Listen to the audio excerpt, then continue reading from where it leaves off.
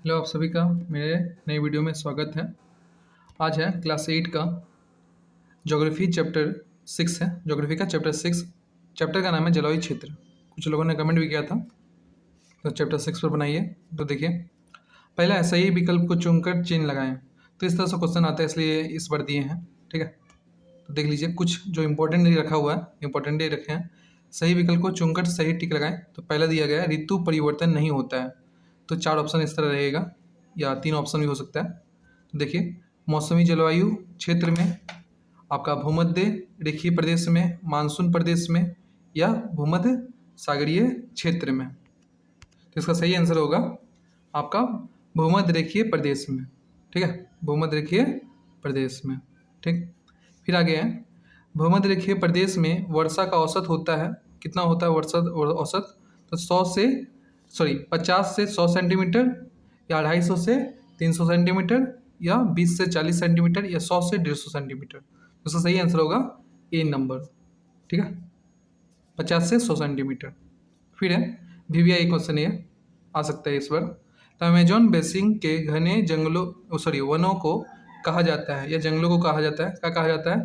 Pampas, compass, सेल्वाज, या पंपेडो। तो इसका सही आंसर है सेल्वाज या सेल्वा, दोनों में लिखा रहेगा, सेल्वा या सेल्वाज भ। ठीक है, तब देखिए फिर है 4 नंबर। भूमध्य रेखीय प्रदेश में सूर्य की किरणें वर्ष भर पड़ती है, तिरछी, लंबवत, सीधी, या इनमें से कोई नहीं। तो हमेशा लंबवत पड़ती है। भूमध्य रेखा में सूर्य की किरणें हमेशा लंबवत पड़ती है, ये भी इंपॉर्टेंट है, इसको भी याद रखिएगा। फिर है भारत का जलवायु कैसी है? तो भारत की जलवायु मानसून है, या भूमध्य रेखीय है, या सदाबहार, या भूमध्य सागरीय है। तो इसका सही आंसर होगा मानसून। ठीक है, सही आंसर है मानसून। फिर है 6 नंबर, इंडोनेशिया की जलवायु कैसी है? तो इंडोनेशिया की जलवायु मानसून, भूमध्य रेखीय, सदाबहार, या भूमध्य सागरीय है। तो इसका आंसर होगा भूमध्य रेखीय। ठीक है, फिर है भूमध्य रेखीय प्रदेश में जलवायु पाई जाती है स्वास्थ्यकर, अस्वास्थ्यकर, या शक्तिवर्धक, या इनमें से कोई नहीं। तो आंसर होगा, ये होगा बी नंबर। ठीक है, अस्वास्थ्यकर। फिर है शॉर्ट क्वेश्चन, बुक से है, इंपॉर्टेंट क्वेश्चन है जो एग्जाम में आ सकता है। पहला क्वेश्चन है सदाबहार वन कहाँ पाए जाते हैं? ये इंपॉर्टेंट, इस बार पिछला साल आया था, तो इस वर्ष भी शायद चांस है। देखिए, सदाबहार वन कहाँ पाए जाते हैं? भूमध्य रेखीय जलवायु प्रदेश में। ठीक है, विश्व में सबसे ज़्यादा वर्षा कहाँ होती है? ये भी याद रखिएगा, मौसिनराम। कहाँ पर है? मेघालय, मेघालय के मौसिनराम में। और ये मेघालय कहाँ पर है? इंडिया में।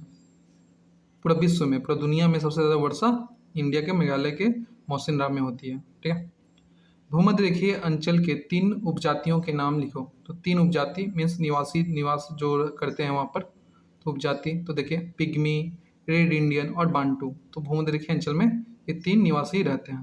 ठीक है, उपजाति जिसको बोलते हैं। 4 नंबर है अमेजोन बेसिन के घने वनों को किस नाम से जाना जाता है? आपका टिक मार्क में भी था, तो इसमें देख लीजिए सेल्वाज और सेल्वा, दोनों नाम में कुछ भी आप दे सकते हैं। टिक मार्क में भी आ सकता है, या शॉर्ट क्वेश्चन में भी आ सकता है। तो इसको जरा सा कर लीजिएगा। ठीक है, और आपका क्वेश्चन हम बोलेंगे 3rd यूनिट टेस्ट का 2022 का क्वेश्चन जल्दी से सॉल्व करके आपको हम जल्दी अपलोड कर देंगे। ठीक है, फिर है 5 नंबर, टुंड्रा प्रदेश के घरों को क्या कहा जाता है? तो आंसर है इग्लू। टुंड्रा प्रदेश में अत्यंत ठंडी होती है, जिसके कारण वहाँ बर्फ से घर बनाई जाती है, इसलिए उसका नाम इग्लू है। टुंड्रा प्रदेश का प्रमुख पशु का नाम लिखो। तो रेडियार। टुंड्रा प्रदेश का प्रमुख पशु है रेडियार।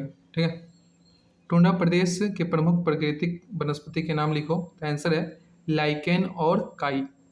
क्यों? क्योंकि वहाँ खेती तो होती नहीं है, टुंड्रा प्रदेश अत्यंत ठंडा इलाका है, तो खेती तो होगी नहीं, इस कारण वहाँ पर कुछ झाड़े उगते हैं और कुछ लाइकेन और काई उगते हैं। टुंड्रा प्रदेश में लोगों का मुख्य पेशा क्या है? जब खेती नहीं होती तो क्या होगा? शिकार करना।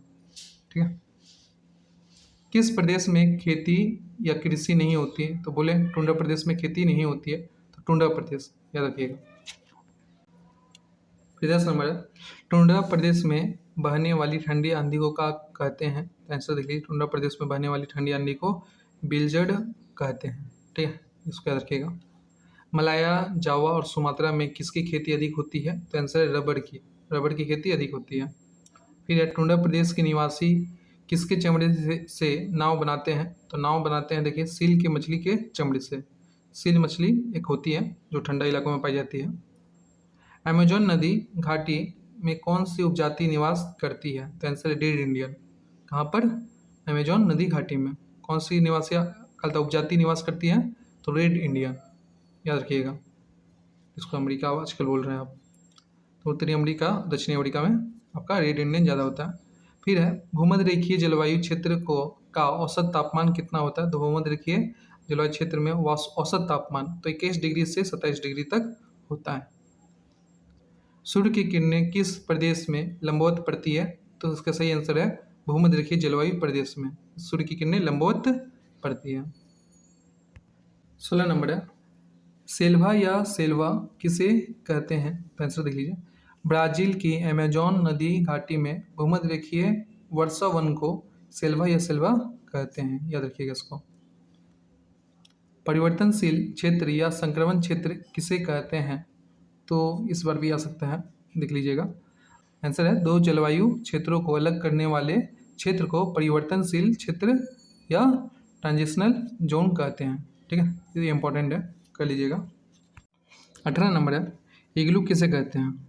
तो टुंड्रा प्रदेश में शीत ऋतु में बर्फ़ से गोलाकार घर बनाया जाता है जिसे इग्लू कहा जाता है। मतलब बर्फ़ से बने हुए घर को इग्लू कहते हैं। ठीक है, तो इस तरह से आपको लिखना पड़ेगा नंबर के लिए। फिर 19 नंबर है ट्यूपिक क्या है? तो ग्रीष्म ऋतु में जब बर्फ़ गल जाती है तब सील मछली के चमड़े से तंबू बनाए जाते हैं, उसे ट्यूपिक कहते हैं। ठीक है, फिर देखिए 20 नंबर टुंड्रा क्षेत्र का नाम टुंड्रा क्यों पड़ा है? ये भी आ सकता है। तो देखिए इस क्षेत्र में ग्रीष्म ऋतु में टुंड्रा नामक एक शैवाल पाया जाता है या उगता है। ठीक है, इसी कारण इसका नाम टुंड्रा प्रदेश पड़ा, इसको याद रखिएगा। किस क्षेत्र को निश्चित सूर्य का देश कहा जाता है? तो आंसर है नॉर्वे के हमरफेस्ट बंदरगाह के आसपास के क्षेत्र को निश्चित सूर्य का देश कहते हैं। ठीक है, फिर है विश्व का सर्वश्रेष्ठ चलचित्र शिल्प केंद्र कहाँ पर है या कहाँ है? तो इसको याद रखिएगा। कैलिफोर्निया के हॉलीवुड शहर में, जिसका नाम ही हॉलीवुड पड़ा है। भूमध्य रेखीय प्रदेश में किस प्रकार की वर्षा होती है? तो आंसर है संवहनिक वर्षा, ये भी याद रखिएगा, ये भी इंपॉर्टेंट है। तो भूमध्य रेखीय प्रदेश में किस प्रकार की वर्षा होती है पूछा जाता है, तो संवहनिक वर्षा। फिर देखिए 24 नंबर है किस देश को अर्धरात्रि के सूर्य का देश कहा जाता है? ये भी इंपॉर्टेंट है, पिछला बार अभी आया था। तो नॉर्वे को, कहाँ है? नॉर्वे को। ठीक है, पिछली बार में आया था। ठीक है, किस जलवायु क्षेत्र को फलों की टोकरी कहते हैं? तो ये जरा सा बाहर का क्वेश्चन है, देख लीजिए। भूमध्य सागरीय जलवायु क्षेत्र को फलों की टोकरी कहते हैं, ये भी देख लीजिएगा। फिर लॉन्ग क्वेश्चन 2 ही तो दिए हैं और दोनों इंपॉर्टेंट है, जो पिछला बार भी आया था। तो इस बार में कोई भी एक तो फंस सकता है, ठीक है, नहीं तो दोनों भी फंस सकता है। एक बार देख लीजिएगा।